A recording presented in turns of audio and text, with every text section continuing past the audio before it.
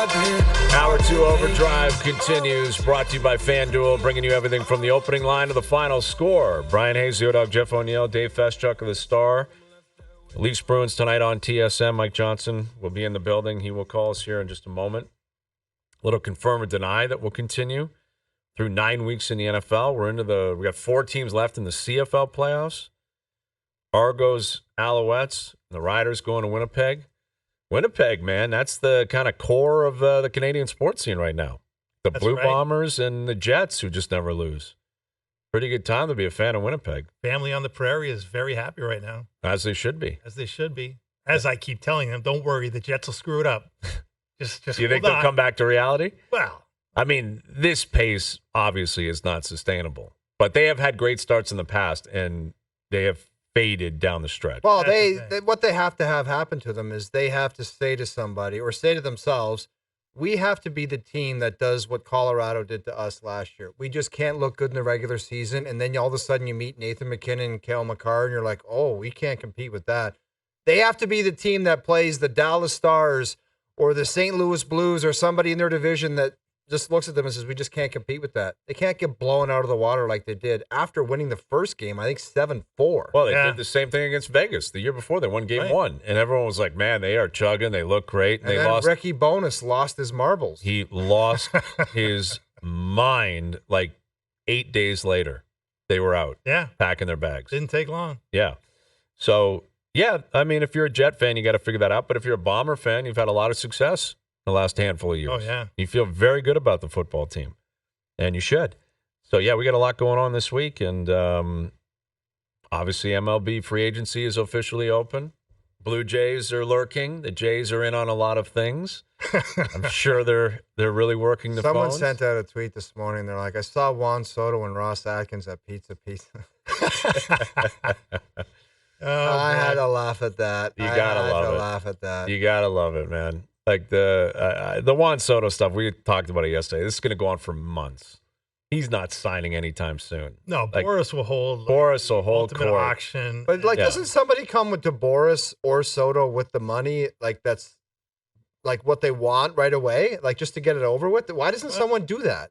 I guess you could bully offer. Just say. That's what we talked about yesterday. Like, why does it take until January for this big free agent to get done? I don't get it. I would guess that Boris hasn't even told him what his number is, because then why put a cap on it? Right. Like in other words, let's say the Jays call you up, go, what do you want? We'll pay it. Boris will say, what are you willing to pay? Right. And then I'll ask for $100 million more. And go to Steve Cohen and say, they're going to pay this much. How much you Boris got? Isn't putting a number on anything. Go to Steinbrenner and say, how much you got? Mm-hmm.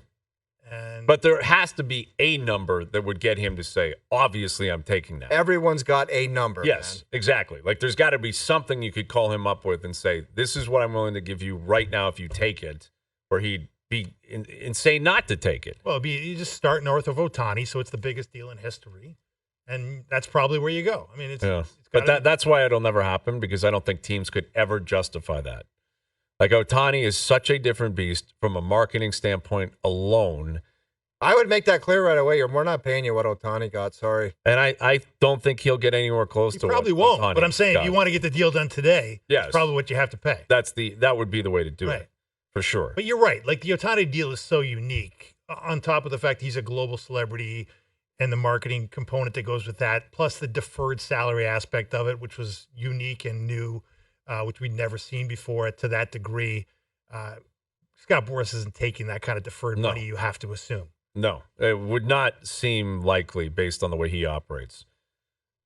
Because remember, the Nationals were willing to offer him a deferred contract before they traded him. Right. They were going to give him $450 million deferred over 30 years or something, and Boras said no. So he's not going to do it 3 years later, accept the deferment, the deferred money, even if it is for a lot more money overall. I can't imagine he'll do that. Leafs-Bruins tonight. Austin Matthews is out, upper body injury. John Tavares not stepping up as the number one center tonight.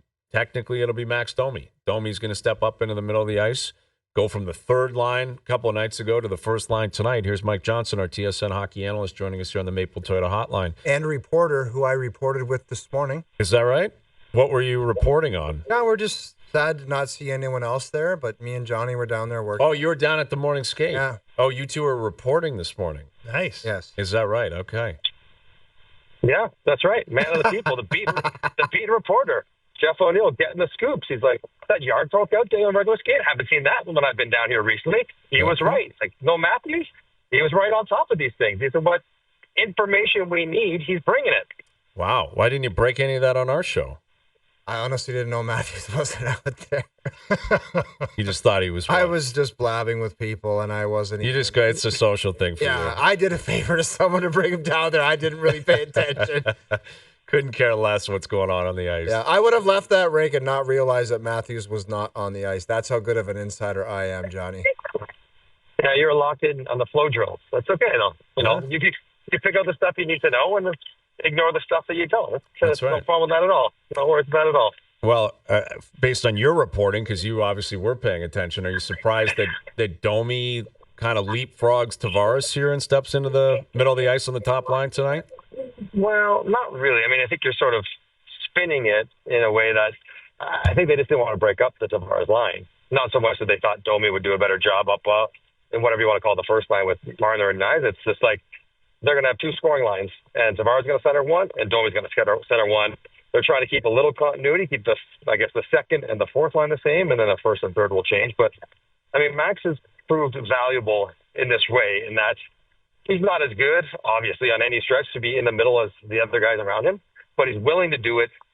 He's relatively able at it, and it allows them in the short term to have him step in there and not have to change everything all over the map just because you're trying to accommodate, a roster miss. So I'm not that surprised they would go this way. Now, Max has had some pretty good moments with the Toronto Maple Leafs in different stretches, so maybe it's an opportunity to play with good players. He does sort of play better when he plays with the better guys, which is not surprising for a skilled player.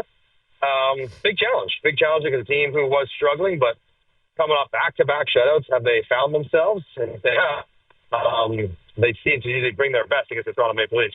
Johnny, we had a board up of all the Boston victories in the regular season. Can you kind of put your finger on one thing where it's just like, how could one team be dominant against another quality team in the division? Well, I mean, I think you got to recognize how good Boston's been the last 3 years. As good as Toronto's been. Boston. Hey, but still, you'd think they'd pick off one or two. 8 in a row. 8 losses in a row to the Bruins. Right, but remember, 2 years ago, they lost 14 games only the whole year. So, that is sort of a whitewash year that you can kind of understand. Yes, you'd expect Toronto, a good team as well, to win some. There's probably something to be said, for a stylistic matchup that doesn't favor Toronto. The fact that Boston defends well, they counterattack, they have excellent goaltending, they make it really hard to get to the front of the net, whether it's the regular season or the postseason. That's what they've been doing the last couple of years, and at times, the Leafs haven't enjoyed playing against teams like that. Yeah, fair enough, Johnny. I might want to figure that out. You'd think they would. Well, 100%. This is what today's game is about. It's just sort of, okay, we don't know if we're going to play these guys in the playoffs. They may very well end up doing that. But more than that, whether it's Florida, whether it's Boston, how do we get to the net? How do we create offense against these kind of teams? These are the teams like this that we've struggled against, specifically in the playoffs, but Boston in the regular season. And that is, you want to figure it out. This is sort of the journey they're on, trying to figure that out. So figure this one out, Johnny. 56 games the Leafs have played without Austin Matthews in the previous 8 seasons, and they've played at a 105-point pace, 35 wins in 56 games. What do you make of that? They don't need him. It's obvious. He's not that good. Exactly. The most obvious answer is they're a really good team. There's another part of it is, they have other guys that can pick up and be excellent. The way Draisaitl, not as good as Draisaitl, but the way Draisaitl is capable in the short term to sort of minimize the absence of Connor McDavid, Tavares could do that, Marner could do that, Nylander could do that in the short term. Maybe not long term, but over the course of things at a time. That sort of, we lose a good player, everyone tightens up. They tend. When he's not around, now that may be because they're not going to score as much, so they have to pay more attention to it. But you put all that in a pot, and you say, okay, in short stretches, it's okay, but in long stretches, they're going to be in trouble. And you look at the roster tonight, Max up front, like penalty kill. There's so many areas that Matthews touches that they will miss him, even though they haven't over the last few years. Johnny, I know you've talked about the North-South game and Berube, and we've all talked about Matthews' production. And we were talking about it earlier. Is there something where, and I don't believe there is, I think you can have your cake and eat it too, the coach is asking something that would take away from offense? Like, I know we talked about dump pucks, but like, are we really talking about a coach taking away from a guy's strength as the production for Matthews is not what it was? Matthews specifically? No, not really. I mean, I think Austin Matthews might be the exception to any stylistic changes because he can score in every sort of system and every sort of way. But I do think there is a truth to the idea that not once they're in the offensive zone trying to score, of course they're allowed to do whatever they want. But the reality is they don't generate as much off the rush now as they have in years past. That's just the facts. Those are the numbers. Now, that's because they don't want to make as many mistakes. They're not giving up quite as many rush chances against, but they're not getting as many for. And I think that part of the conversation is one worth having, in that you are diminishing some of the things that your top players do really well because you're asking them to be more conscientious, be more disciplined, more prepared for the playoffs when those sort of moments disappear on them anyways. So, yeah, I mean, I think you can have that conversation. I don't know if it applies to Austin, but it might apply to Marner, to Nylander, or to McMahon, or to Domi, guys who, thrive on that rush game. What do you make of Stolarz getting his start tonight? Yeah, Hayes, I can no longer we're going to use like rotation. We got a one, we got a two, we got a two. That's what they have, and that's fine. Stolarz has been incredible. It is not about working Wool into the mix and getting a 1A, 1B and getting them up to speed. It's like, hey, we're kind of struggling getting on a roll. So let's give our goaltender, who can give us the best chance right now to go on a roll, let's keep giving him that if he's rested and healthy and comfortable. And we'll have to earn more starts with better play. The same way you have to earn more ice time with better play if you're a forward. Wool's in the same book. It makes sense. He's been so good. He was good last time there in Boston. He was good on the weekend. He's the number one, and he's going to get treated like that until Woll plays it differently. Johnny, you look at the other side there, and I know the Bruins are riding high, coming off a couple of shutout wins, but there's been a lot of drama in the midst of it all. Obviously, earlier in the season, Montgomery calling up Marchand. Last game, benching Pastrnak in the third period. What do you make of this sort of coach-player and coach-star player confrontation that's going on in Boston, and do you see it as sustainable?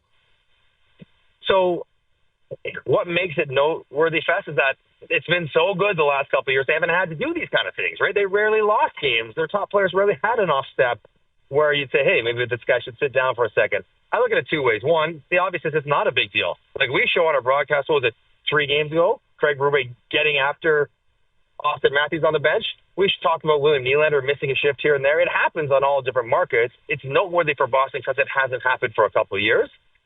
And I don't think it's a big deal. You get around the Bruins today, as Jeff was reporting on earlier, they think it's a big nothing burger. Like they both players have said, no, it's fine. Do what you got to do. It's not a big deal. And I think Montgomery might be astute enough to understand, like the game he benched Pastrnak, I think shots were 29-6 for Boston. They're up 2-0. It was a perfect game to send a message on Pastrnak without really risking the win. And it allows both Marchand and Pastrnak to come up and say, you know what, it was right.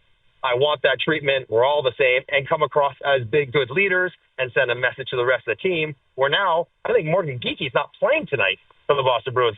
And what's Geekie going to say? You just benched Pasta.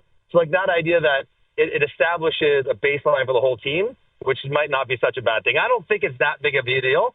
Now, if it happens over and over and over, maybe then we can talk about it. But on one-off, the same way it's not a big deal when Craig Berube yells at Austin Matthews or Mitch Marner or any of them. That's what coaches do. But Mike Johnson, Leafs-Bruins tonight. The coach down in Nashville has got to be freaking out a little bit, Andrew Brunette. I guess they were in this position to an extent last year, but they lost again last night to L.A. Here's Ryan O'Reilly on basically what went wrong last night and the fact that they just can't generate anything. Here's what he said postgame. I know for myself, I was pathetic and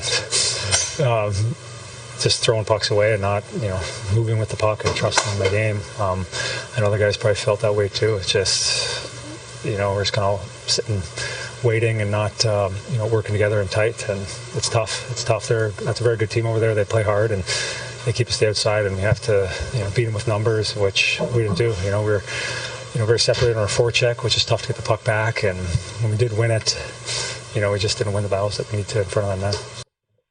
He got in a fight last night, too, something you never see from Ryan O'Reilly. Still pretty ugly, man. Yeah. One of the last 5 players in the league without a mask on as well. That's right. Ryan O'Reilly.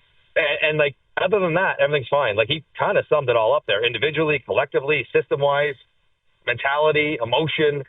And that's probably how it feels right now for Nashville. And having been around Brunette a bit last year, Hayes, when they went on that great run, he seemed like such a avant-garde, new age coach. He talked about positionless hockey and all these different philosophies about allowing the players to be free and creative and attack. And I'm like, yes, this guy sounds amazing. And then to see how it's not gone well with more players and more scrutiny, I want him to do well, because I think the way he coaches and the style he plays is something that you'd like to be successful. But right now it's not. And the longer it goes, the more tense it gets and the harder it gets to get it back. And I think they're almost in that vicious cycle now. With every loss, it becomes that much bigger of a hole to dig themselves out of. Yeah, well, especially within their division. Like, they're 13 points behind Winnipeg. They've played 12 games.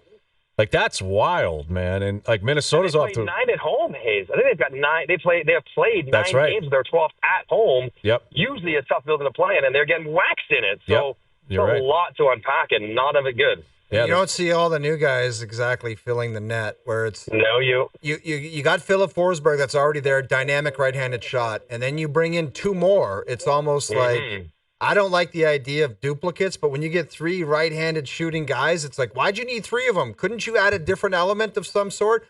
And secondly, who's passing all those guys the puck?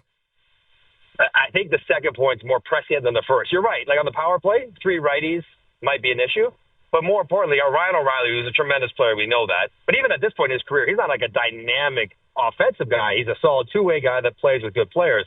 But it's like Tommy Novak or Luca Evangelista or, these kind of guys who are not play-driving centermen. And as much as we all like and respect Steve Stamkos, he's not really a play driver of his own anyway. He's actually been playing in the middle a little bit because they don't have centermen for him to play with in Nashville. And that was always, like, if you would have looked at the roster, you were going to be putting a lot of faith in that second and third line center if you planned on playing Marchessault, Stamkos, Forsberg all on the wing. And so far, they haven't, the whole lot of them, the wingers and the centermen together, they just haven't meshed or responded. So that game was going on in Nashville last night, and then the Oilers lost to Jersey last night, and they got skunked. They lost 3-0, and I saw someone sent me a stat that Darnell Nurse has been on the ice for 20 of the 39 goals against this year, and I think Ekholm's been on for like 19. Like, that means they're killing penalties, and their kill hasn't been that great. But, like, Darnell Nurse took a lot of heat down the stretch last year and into the playoffs, like a lot of heat. And, we're watching highlights now, and it's, kind of picking on him, but the guy's on the ice all the time for when the puck is going in the net. And he's making $9.25 million, and he's got like 4 or 5 years left on the deal. I will say some of the highlights that I see, just like that one there, he's got his guy in front of the net, and all of a sudden he's digging it out of the net. It's like, that kind of sucks that I'm the guy that's on the ice for that. Plus, minus can be deceptive. Plus goaltending. For sure, there's a lot of different factors. But if you look at his numbers, not just this year, but the last couple of years, the reality is when he's been on the ice, and maybe some of it might be responsibilities being asked of him, he's largely bled chances. Like, he's been out-possessed, out-chanced, outscored, out-expected goals, all those different things to a pretty good degree when he's been on the ice the last few years relative to Bouchard, to Ekholm, even to Brett Kulak. So, like, yes, there's somewhat of a situationally, but if you look at the stats, the reality, he's just not been a great defenseman. And when you get him away from McDavid, his numbers really drop more than anyone else. So he plays McDavid, he looks okay, because everyone looks okay when they're on the ice with McDavid because you just get so many chances and goals. When he gets away from them, his numbers take a bigger hit than the other guys when they get away from McDavid. And so that's my way of saying, yeah, some of it's not fair, but a lot of it is. But what are you going to do about it? You can't complain about the salary. It is what it is. You're never going to be able to trade him. He's got a very close relationship with the best players on that team. You just have to try to manage it and make it work best you can because there's no magic partner situation, usage, trade that is going to alleviate some of the concerns that have cropped up the last year and a half. Yeah. And it's draining, man. Like a defenseman. It would be hard on him, no? Oh, man, it's wouldn't it be hard, sickening. and then the highlight you just showed, it's like, that's not my fault, though. And people will be talking about, yeah, he's on the ice again. But I could not have done anything different. I would not have done anything different, and yet it's still somehow being highlighted. I was out there for that. And that starts piling up and chipping away at your confidence and your mood and your energy. And it makes it hard. It's one of the parts about playing in a passionate market, Canadian or American. If things go wrong, if things go poorly, that kind of stuff doesn't happen often. But when it does, it's a crappy existence. I know he makes a ton of money, so no pity parties for him. But day to day, it's a crappy existence. Yeah, it's a tough feeling, man. When you're pulling the puck out of the net all the time, like it's heavy. Wears on you. It wears on you, man. When it's like, oh, there it is again. It's in the net. Yeah. Hey, ref. When you've got a flip game, That's a good nickname for a guy that's just chewing minuses. Here, ref. There you go, ref. Here, ref. I got that for you. Do you want me to flip it, pass it? What's your preference? How do you want on it? this Are we one, curling it pal? up the center? What are we doing? It's like flipping eggs in a freeze. man. Dude, a minus train, though, it is so tough. I had some minus train. I led the league one year, minus 24. It is so egregious. Oh, man. Every time you go on the ice, you're just like, are you kidding me? In the net. Like, you're standing with your defenseman back in the day where you just had to monitor your D-man, and it would go in. It would just be like, what else am I supposed to do there? I'm chewing on these. And then you got to look at the bench. You're like, you're changing, right? Yes, we're changing. Yeah. And then you got to go sit down and We're changing. No, the worst and we're is not when you changing go to the back out bench, there you want to again. change, Exactly. and the coach is like, I'm not changing the lines. Stay and out. you got to go back to center. That's the worst. You want to get off. They're like, Yes. nope. Yeah. You line up and try again. You're staying out there, man. Yeah. Well, I don't know. I mean, it's the Oilers. It's just it's kind of consistent with a lot of different teams. They're 6-6-1. It's not like the Leafs are miles ahead of that, or a number of The teams. mushy middle. Yeah, it is really mushy. is. It really is right now. Yeah. But something's gonna have to break free at some point. Well, Johnny, getting back to the Leafs, like we've been making all the noise about Matthews not scoring, but Brad Treliving made a lot of noise in the offseason and in the preseason about it can't be about the core four. It's got to be about every guy being important.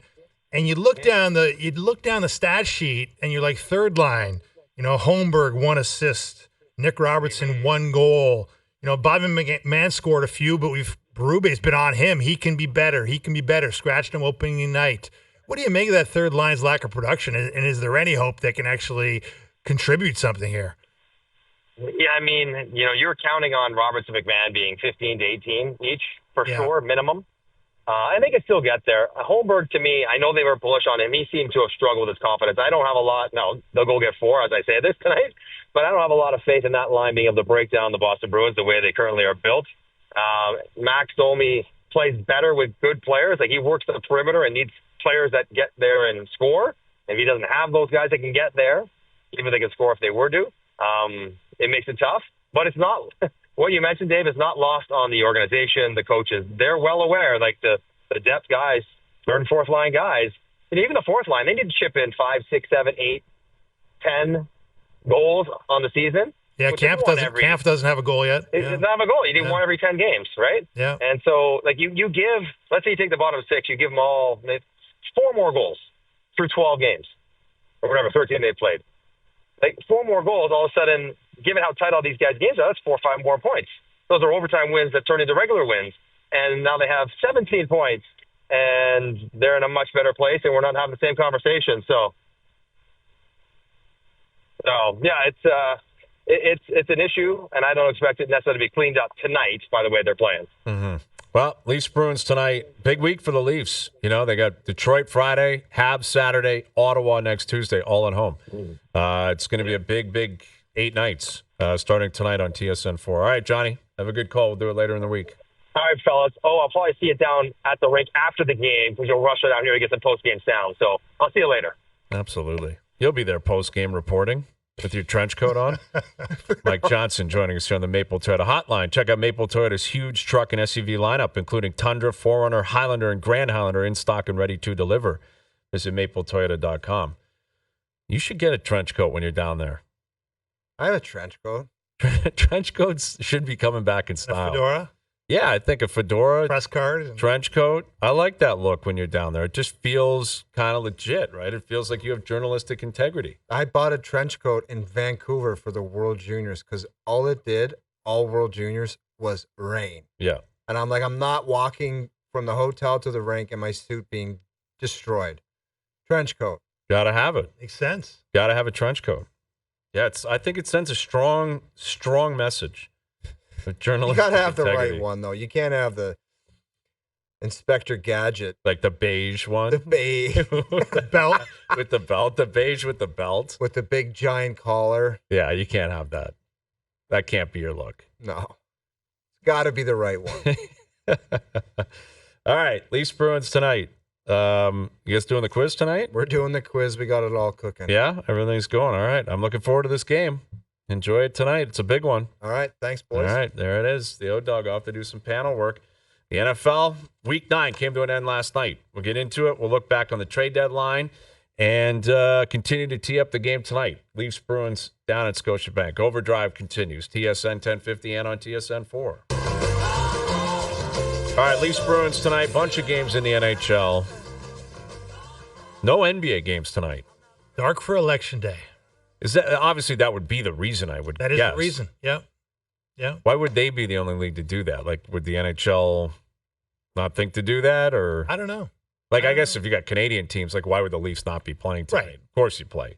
It's not our election, but.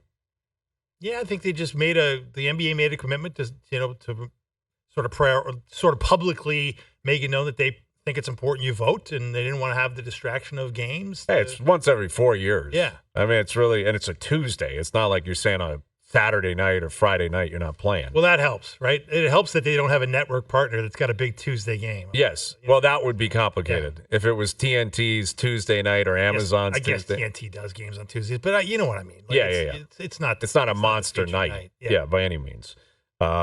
But it was a big day in the NFL. The trade deadline just went by. A lot of wide receivers flipped, over the past couple of weeks, and DeAndre Hopkins looked great last night. He did, man. Like he posted a picture, I think, on Instagram, like a Randy Moss, Tom Brady embracing picture, and basically he suggested me and Mahomes are going to take off here.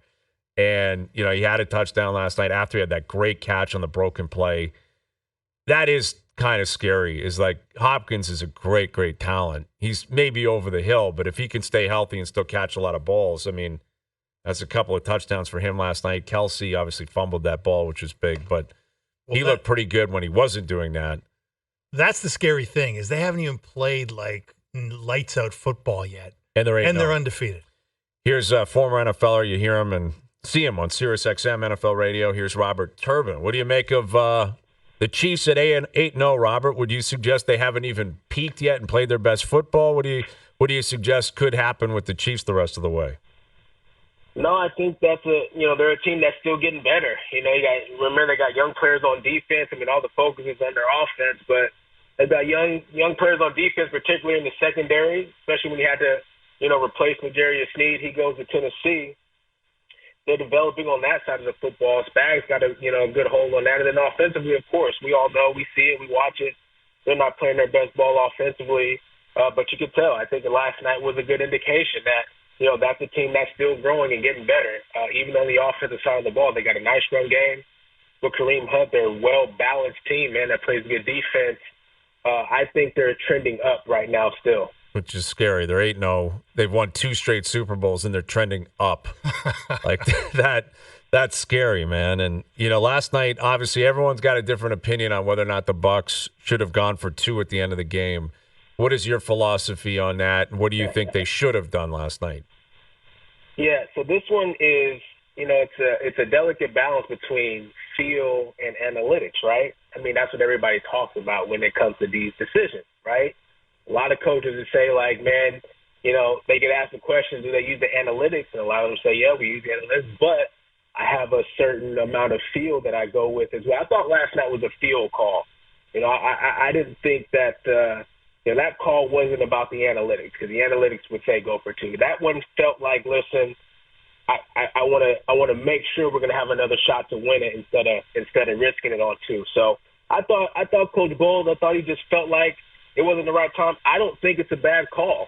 I think either one would have been a good call in this situation. Yeah, but Robert, can you understand people that are like, you don't want to put your game in the hands of the coin flip in overtime, and you certainly don't want to give the ball back to a guy named Patrick Mahomes when you've got a chance to put it in Baker Mayfield's hands and win it as the underdog on the road. I mean, could you see the appeal as the underdog of saying, let's roll the dice for the two? Yeah, absolutely. Plus, you just drove down the field and scored. So, if you're going to have the Kansas City Chiefs on the ropes at any time of the game, that was the time. That was the time that they were really on their heels right there after you just drove down the field and scored. And so, from a momentum standpoint, absolutely, it's a good call. It's a good call to go for two, and I would agree with that. And I'm saying I agree, with the field goal aspect of it well, because look, the last two drives, the defense actually got stops against the Chiefs, right? They had to get a stop to be able to go down the field, score the touchdown, right? Then Mahomes got the ball with, 30 seconds left in the game. Defense stopped them again. So from that standpoint, you're like, okay, our defense is getting stops. So you kick the field goal, you chance it in overtime. So that's why I can see both perspectives and both sides of the decision. Chatting with Robert Turbin, former NFLer, SiriusXM. The Cowboys are always at the forefront of everything: speculation, analysis, breakdown, love, hate, the whole nine. And they acquired Jonathan Mingo today from Carolina. And I think they got a 7th rounder and Mingo for a 4th rounder. And a lot of people are pointing out that seems to be more that was paid for Mingo than what was paid for DeAndre Hopkins or Devontae Adams or Amari Cooper. Now, Mingo's young. He just got drafted in the 2nd round last year. I'm not sure what Carolina's doing here either, because they just took the kid and they've already moved on him. But where do you stand on Jerry Jones, the Cowboys, the way this operation is run down there? And what do you make of this move, and can you reason with it at all? This move didn't make any sense outside of the fact that maybe, Brandon Cooks' injury is more serious than we thought, or you are planning on moving on from Brandon Cooks at the end of the season. So you bring in a young player like Jonathan Mingo, he replaces him next year. He gets familiar with his teammates, offense, whatever. He's a part of your future, but not as a number one receiver, obviously. But I think the operation overall, people are not going to really agree with this. That's a bad trade. It makes sense, but I think Jerry Jones, for the most part, has done a decent job this offseason. I mean, the team has had great regular season years back to back to back. Like, they're always getting regular season, then they lose in the playoffs. We know that. But the reason why they're good in the first place is because Jerry Jones is putting together those teams. We can't forget that. The guys that he's drafting, the guys that he's getting in free agency. Now, I know everybody is up in arms that he didn't get Derrick Henry this offseason, but my point was, remember, Derrick Henry got hurt last season. He's 30, so you can just see the reasoning behind a general manager and a 30-year-old running back, and I played the position. So a general manager, a 30-year-old running back coming off of an injury, do I really want to invest that? I'm not sure. You don't know what he's going to come back and be. So instead, you invest in the young player, Rico Dowdle, see what you got. You know what I mean? You bring Zeke back. He was supposed to be a red zone, third down guy, short yardage. They're not using him, okay? But that's not on Jerry Jones. I think Jerry Jones has done a good job over the years putting together this roster on a consistent basis for the Dallas Cowboys, and it's really not on him that they haven't been able to get it done in the postseason. That's just my perspective. Well, where do they go from here, Robert? I mean, 3-5. There's talk that Dak's now hurt and maybe on the IR. The season's essentially, blown up already. I mean, what is the next move here? Can you salvage this core group, or do you need a more major rebuild in your mind? Yeah, no, it's a really good question. Personally, I feel it's time to rebuild the team, okay? Because you still have some young pieces that you can build around. Micah Parsons is somebody you can build around. CeeDee Lamb is someone you can build around. But I think, I know Dak is a good quarterback. He's been consistent. I really feel like it's time to move on from Dak and just start brand new at that position. Probably same thing with your coach as well, and see if you can build around a new talent at quarterback. That's really what I feel like the Cowboys need. I know it's going to be a huge cap hit, but guess what? Denver did the same thing with Russell Wilson last year. They took the cap hit, and look how much better they are this season. And it's good for Russ, too, because Russ is playing well also. So it doesn't even have to end ugly like that. Dak can put himself in a better situation to play with a good team that fits him, but Dallas can get, somebody in the draft, somebody young, and rebuild, and maybe you have a Bo Nix type impact that the Denver Broncos are having this year. With Robert Turbin, so you got Kansas City 8-0. You got the Lions who are cooking in the NFC. Those two teams clearly at the top of each respective conference. Who else are you looking at, Robert, as like a legit, contender with those two teams? AFC, NFC, do you have two or three teams you look at and you say those guys could knock them off their perch? The Lions in the NFC, the Chiefs in the AFC. Yeah, I'll start in the AFC. You have to look at, of course, we already know the Ravens. That's automatic. But the other team you have to pay attention to is the Pittsburgh Steelers, especially after they just traded for Preston Smith and they got Mike Williams. We'll see how he's able to incorporate and fit himself in the offense and how soon he can do that. But I think Preston Smith is going to be an instant impact to a defense that's already super good. So you have to pay attention to the Steelers, to me, in the AFC. In the NFC, it might be the Eagles. They're the ones that I'm the most iffy about as well, because we can't ignore Coach Sirianni and his decision making. But Saquon, to me, is the difference maker. He really ignites that team. I think without Saquon, if they had like J.K. Dobbins, who's really, really good, I don't think the Eagles would be as good as they are right now.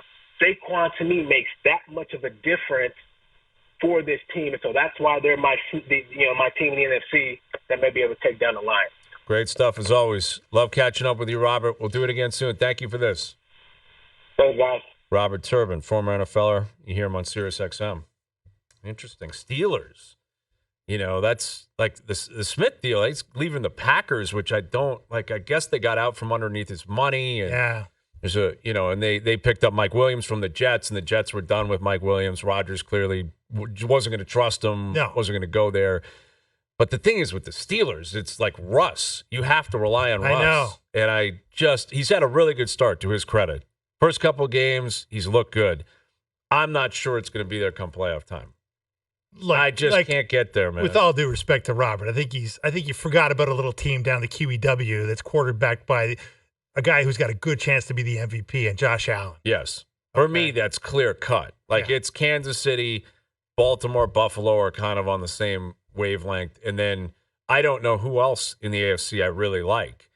The NFC is a bit different for me because, the Detroit stands alone, but I do think the Packers will get better as the year goes on. They're young. The Vikings have been pretty good, pretty consistent. The Eagles are coming. Washington's been outstanding. Wow. Washington's been really, really good. Daniel's the real deal, man. Yeah, he certainly looks like it. What about the Niners if they come alive? Like, if they get healthy, the Niners are still a team that I would be scared of. I don't know if this is their year. It looks like everything's gone wrong for them, but yeah, I mean, they've still got a lot the of season pedigree. left. That's it. Got the pedigree. They're 4-4. It's not over. Yeah, long way to go. Like, I wouldn't be shocked if they went 6-2 the rest of the way. Got in 10 wins. Yeah, probably wins the division. Yeah, and then you're like, okay, I got to go to San Francisco and beat this team. That's not going to be easy to do.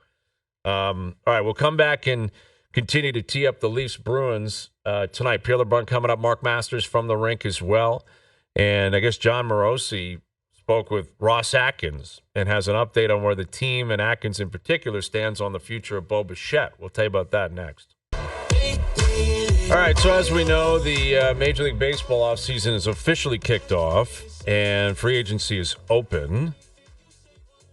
And this is a scenario where sometimes you have an executive in town for so long that almost anything they say, you're just going to stop short and say, I don't know about that. They're almost anything. Yeah. And I think that applies to the current front office here with the Blue Jays.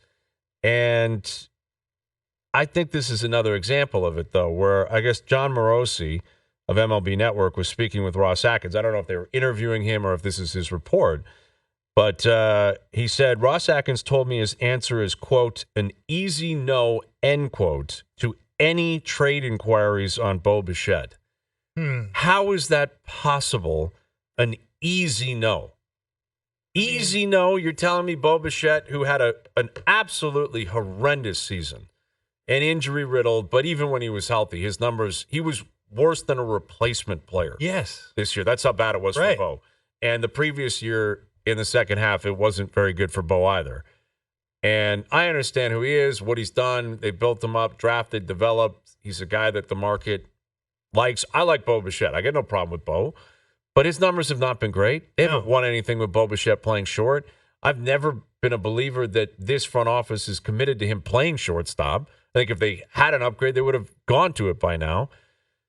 And okay, that like no one's suggesting give me an answer that you're going to trade him, but an easy no on any trade inquiry? How is that possible? I mean, it makes no sense. How is that possible for Bo Bichette? I mean, if you're not discussing trading Bo Bichette, you're not doing your job as the general manager of the Toronto Blue Jays. Right. Because guess what? He's in a contract year.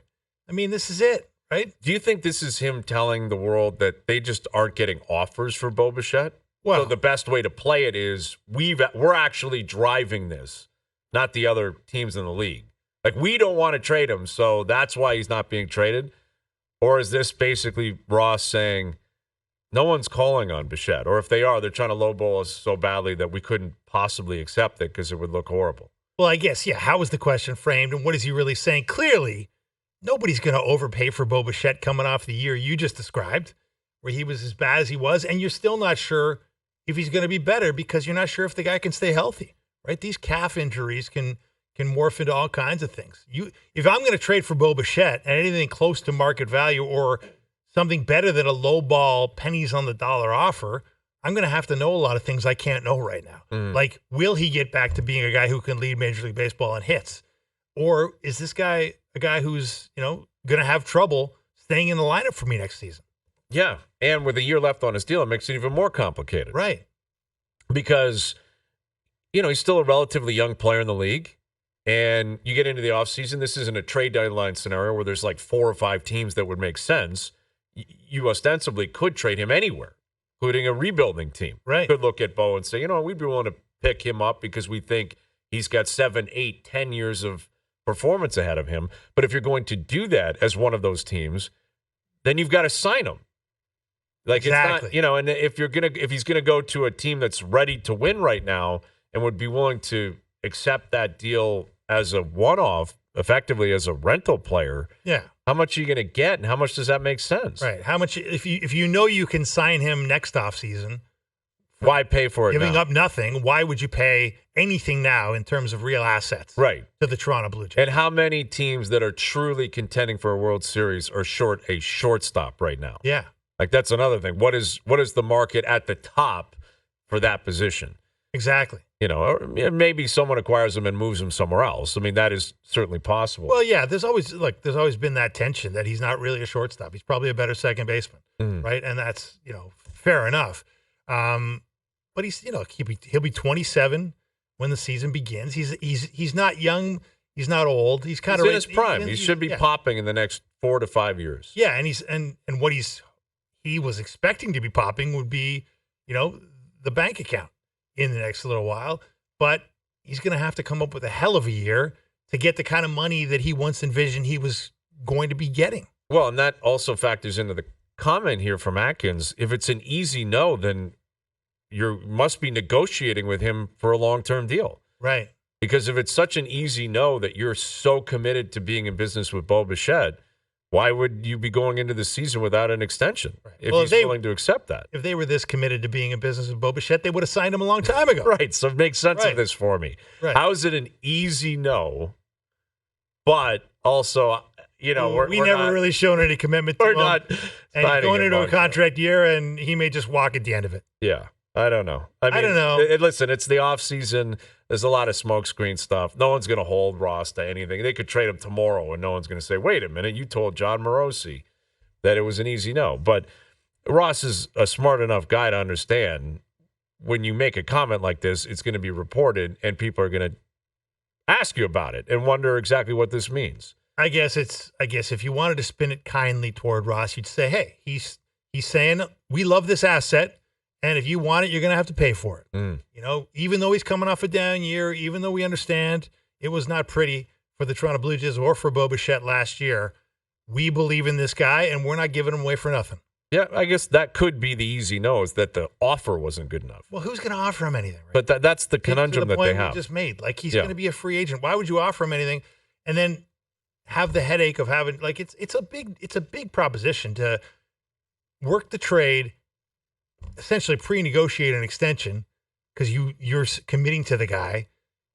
Coming off the year he's coming off of, not knowing how healthy he's going to be. You assume he's going to be healthy, but you don't know he's going to be healthy. I'm going to have to see it myself if I'm trading for him. Yeah. Look, it's not. It may be an easy no, but it's not an easy transaction. No, it's not. And even with Bichette, there were rumors maybe he wanted out, he wanted to move on. He said some stuff on the record like, hey, whatever happens, wouldn't be surprised if I got moved. Yeah. But then by the end of the year, he said, I don't want to go anywhere. Right. I'm committed to the Jays. I came up with Vladdy. He and I have unfinished business. Maybe that was music to the ears of Atkins and company, and maybe he will be a part of this team long term. But, he's put this team in a tough spot, too, because of his play. His play just hasn't been that good over the last year and a half. More on that into the final hour. Overdrive continues. TSN 1050 and on the TSN app.